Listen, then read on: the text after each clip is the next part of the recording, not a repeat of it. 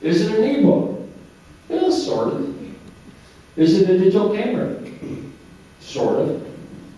Is it whatever you come up with? It probably is sort of like that. So, when you have a bunch of sorts, and you try to fit it into an existing world, you can either kind of cram it into the round hole, square peg the round hole, and shave off the things that don't quite fit. Well, all those new features, those new things, are lost. But what you can do is you can enlarge the doorway and push the stuff through, and then a whole new world can open up. So discovery and innovation is possible. So I see this, what we might do for education. It allows us to have leverage between disciplines, time, events, discovery, impact. All that is possible.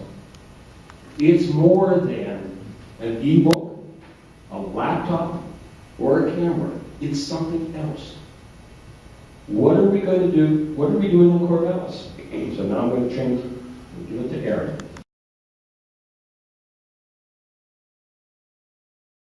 We tend to unfortunately be about 10 steps behind the world around us. We said, let's step back and think about where we will anticipate being in 5, 10 years.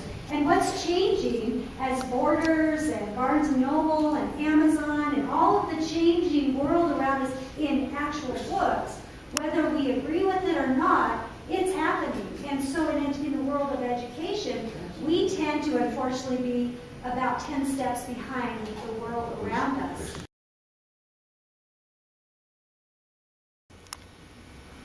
So our strategic planning team started really with school board representation, district leadership, principals, teachers, technology team, community representatives. We had higher education. Think about this. Who prepares our teachers to come in and teach?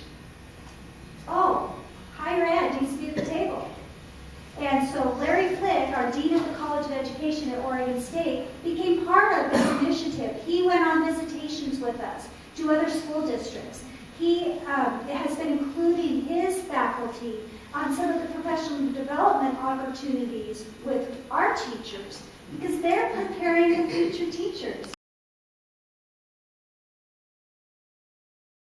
The behavior referrals for discipline dropped dramatically from November, December, and January at both middle schools.